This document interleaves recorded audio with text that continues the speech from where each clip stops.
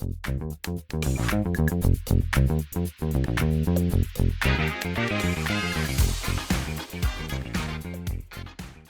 is Jay and the Clearwinds team live here at the AI4 2026 conference in Las Vegas. We have Stan, our owner and CEO. He's out on the floor. Yes. He's out with the people. We have Mike Gray, our VP of engineering, was in a high level security session. And then we have James, our director of development, is in the vendor hall. We just wanted to come live to you guys and just bring to you what we've been learning, what we've been doing out here as an organization. Stan, what's going on out there on the floor, Stan? Well, tell you what, it's busy out here. There's 12,000 people out here trying to learn a little more about AI and kind of get together and share ideas. And it's been really a great conference. And you see a lot of people mulling around, going from session to session and into the vendor hall. I'm standing right outside the vendor hall. It's been awesome. Man, that is fantastic. James, what's going on out there in the hall where you are in the vendor hall? Y'all saw our little friend walking around, right? Oh no, there's again, everywhere you go, there's a ton of people. They mentioned that there's 100 countries represented here at the conference, and so this very much is a worldwide conference, and that also means that it's bringing a lot of vendors who are trying to solve problems. So this room is jam packed with people who are learning a lot of stuff, as well as who are trying to teach a lot of stuff. So we got a lot of that going on. Hey, Mike Gray, VP of engineering. Mike, what is happening in the session that you're in today? Well, it's a lot of people are concerned about the challenges of the excitement of AI, but also the challenge of being able to utilize it in a safe and secure method. And I'm in one of the conference rooms here. But one thing about it, this whole conference is bustling with excitement. There's such a everyone's excited and just trying to find out the best way to embrace what's happening not only today, but try the best you can to anticipate the future and how this technology is going to help us down the road. So. No, that's fantastic. James, what is one of the biggest takeaways from any of the sessions that you have attended thus far on day 2 of this conference?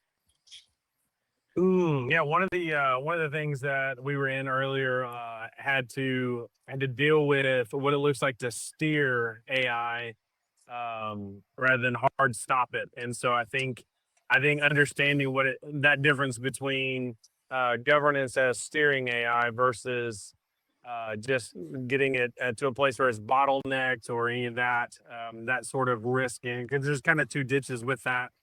Us try to stick in the middle of what does it mean for us to continue to grow in this thing, learn. There's so much learning to be done, and this is going to be one of those things because of how quickly evolving it is. I've heard a lot about learn, keep being educated, grow in knowledge. And then what it looks like to do that safely, I think, is probably the biggest stuff today. No, that's fantastic. Look, as our VP of engineering, Mike, always says, just because you can doesn't mean you should, right? And so, look, hey, I've learned a ton around that concept. Just a keynote today with the Godfather of AI in the panel that we had. He was fantastic. And just some of the concepts around open source, AI versus not, and some of the governance. And he talked about how, back in the tobacco industry, the oil industry, how they didn't have governance, but AI is no different. And so it's just been really interesting to me. Stan, from our CEO and owner role, what is one of your biggest takeaways, Stan, that you have that you've gained so far? Well, I tell you what, we are doing a lot in our AI practice and a lot of things internally and a lot of things in the, with our customers. And so this has been interesting because I've heard several sessions where there's been large customers, global 500 type customers that are using AI excessively in their organizations. So the interesting thing about that is that you're hearing like, say, hey, just what can I do to be more efficient or to improve our support or to get data, I guess, together to make more better decisions. So we're hearing a lot of that from people that have actually done it. And so a lot of those same concepts are kind of what we're working here at Clearwinds for maybe smaller customers, the SMB or, the healthcare or education markets, those kind of things, the financial markets that hey, you may not be a global 500 and you can, throw, millions of dollars at something like this. So that's kind of what I'm seeing is what they're talking about is what you're trying to bring to the market right now. That's fantastic. Mike, VP of engineering, I know you're always one of your, first and foremost is security, governance, parameters. So, you're the one that keeps us as an organization to make sure we're going down the right path on that. What is one of your key takeaways thus far on day 2 here in AI4 conference? Is that everyone's searching for the same thing. There's a shared desire to learn and to understand how we can best utilize the technology that's out before us. And a lot of it just revolves around the way we have to think about it. It's it's unlike anything we've ever seen. You look back at the virtualization explosion with VMware, and how radical of a technology that was. But even within that technology, there was some deterministic actions. This technological explosion is non-deterministic. So it poses a whole different world of problems. And we just have to change the way that we traditionally address deterministic um, uh, processes. So it's learning that, and then how best do we try to harness and govern, steer, as the Godfather said this morning, to steer this technological advances in an efficient and safe manner. So it's a but it's like I said, it's a shared. Many people are desiring to continue to learn and utilize and figure that out. So. No, Mike, that is so true. Every session that we've been in, and you and I've been in a couple together, and every session, it's kind of, everyone's on the same path. Everyone's trying to figure this out, as we go. You know what I mean? And everyone's learning, and everyone's trying to determine how to safely use this, adapt it. But the Godfather, for some of our listeners and viewers that might not know, we're referring to Geoffrey Hinton. He was a Nobel Peace Prize winner, and he was fantastic. I would urge all you guys to go out and Google him, research him. But we got to hear him live in person today, and he was a no nonsense guy. I mean, he was rarely cut and dry about some of the things around AI, and it just kind of opened my eyes to it of the possibilities of an organization of what we can accomplish for our customers, how we can do things for them. Mike and I were talking about it, and kind of slow and steady is the plan. You know what I mean? I think so many times we get excited and we want to find all these tools because I'm a tool guy. I like to tinker and do things, and around AI, it's not always the best practice. James, from a director's development role, I mean, what are you seeing and hearing in some of your colleagues that do what you do, and how we can do that for our customers? What are you seeing out here?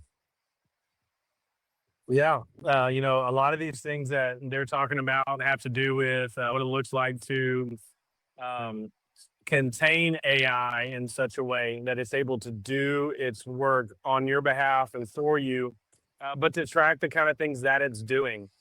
So security-minded use of AI is, again, that's just a big thing. Trying to stay away from the fear mongering, but Hinton, he was very. We said it right afterwards, right? He was a realist, so he saw the good and the potential bad, and he wanted to make sure that it was steered in the right direction towards the good, while protecting against the bad. And so for our customers, that's exactly the sort of thing that we look at doing. Just when it comes to implementing AI strategy within a business, within a school. Um, you have to be thinking about different ways to contain it properly while automating those tasks. And so there were several different strategies that I was really interested in the way that it's being done currently.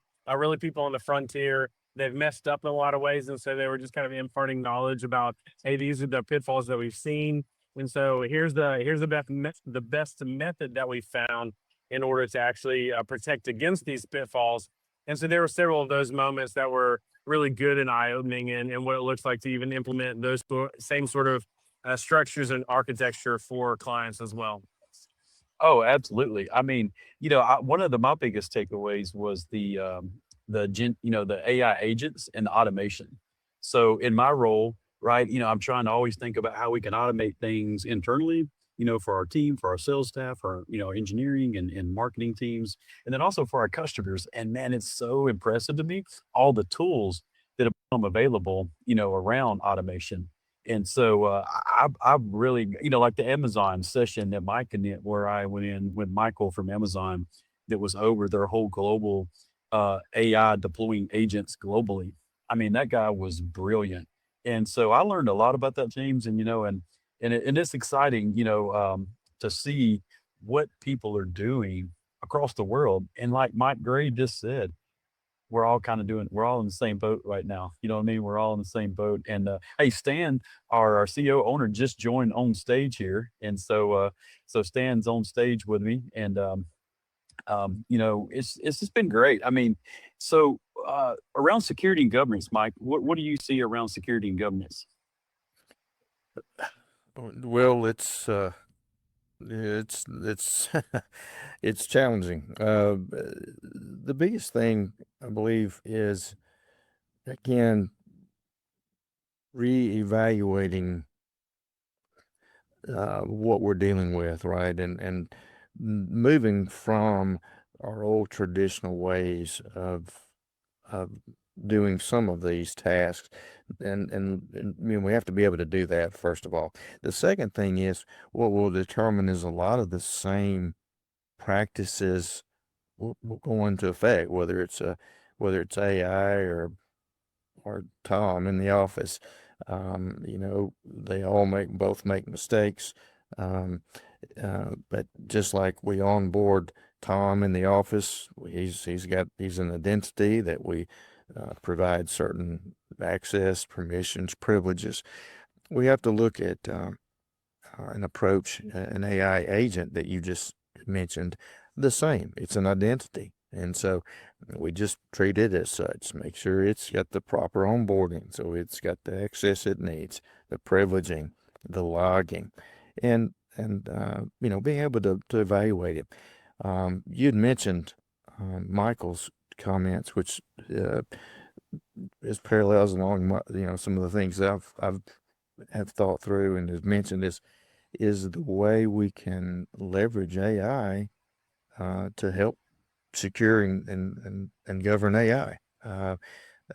So that's it's there's a lot of opportunities, and I'm the thing is to embrace them. Like I said, we have to get out of the box and not lose sight of a lot of the similarities of the way we would apply security parameters. But yeah, it's it's a lot in governance. I mean, again, around privileging, there's data sovereignty. So there's it's a pretty big field out there. But we're hearing while others are facing those challenges head on and trying to gain some insights as to the best way that we also can do that as we provide, again, security and reliable solutions to our clients.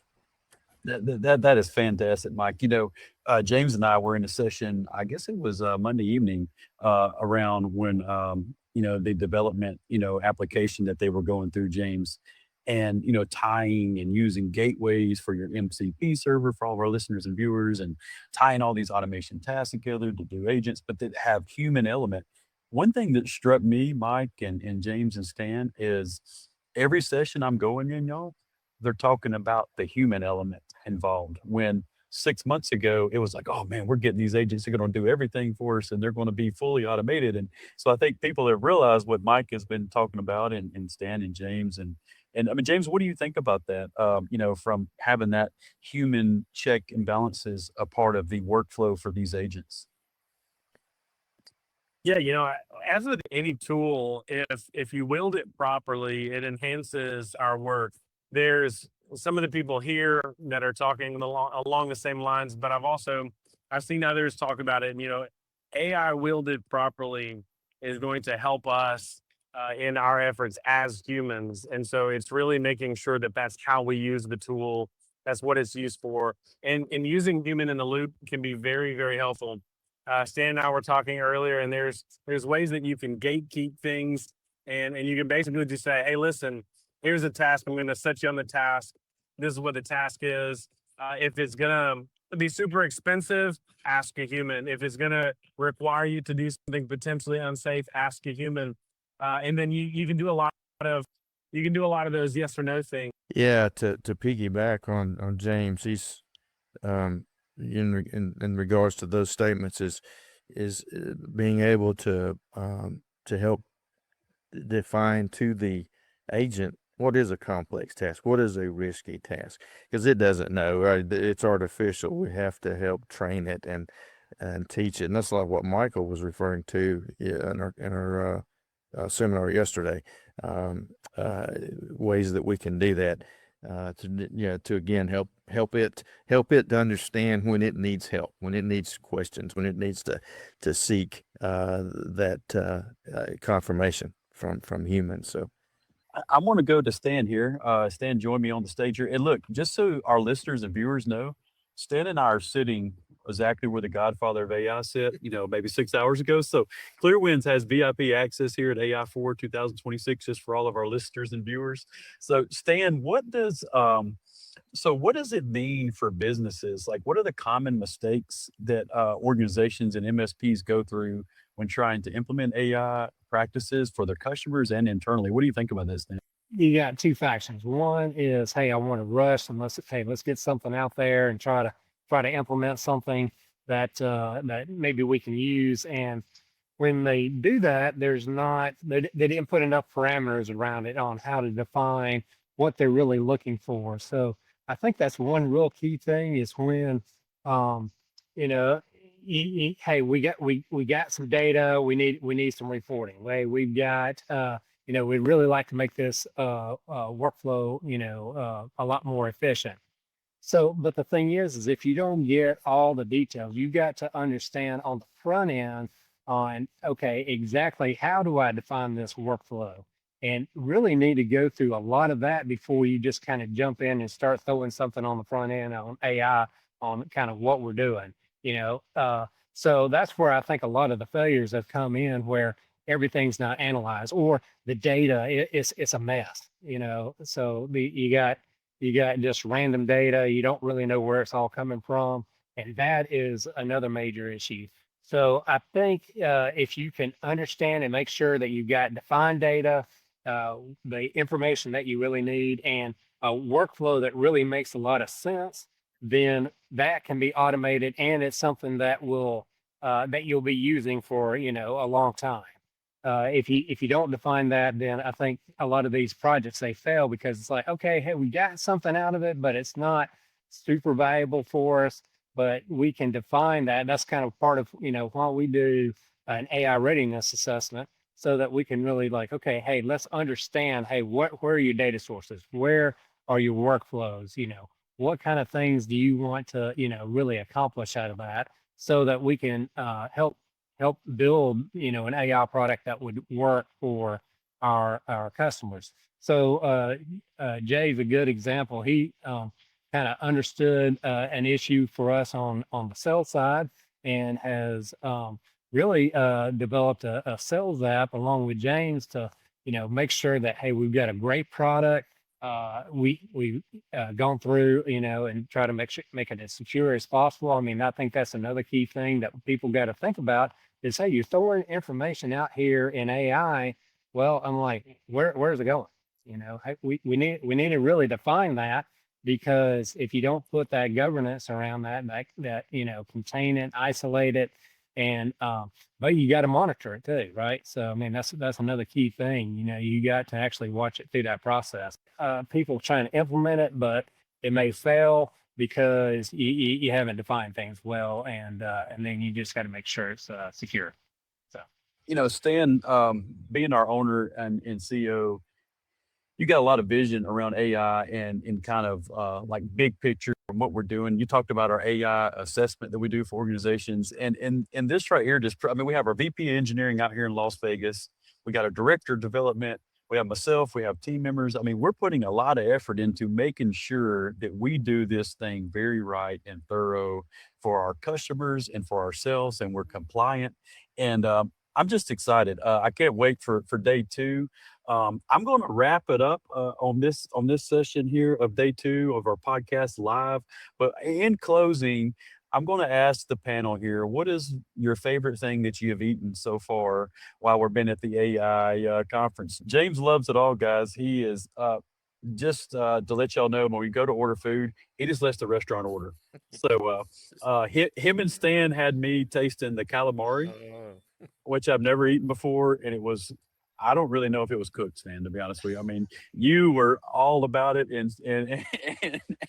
and James, Mike Gray, and myself, not so much. Mike didn't even go to it. So, hey, Mike, what's your favorite thing you've eaten so far here in Las Vegas at the AI4 conference? I'd say that with that same place where you had the calamari, the spaghetti, that was pretty good. Yeah. What about you, Stan? yeah, so just this calamari, it was not a normal calamari that we normally see, right, James? So it was really different. So I'm gonna make sure Jay gets a taste of some calamari that I think he's gonna like. But I actually did love it. I know James loved it too. So but anyway, that's only the second time I've had it in that state. Let me say it that way. So, but hey, I love all kinds of food.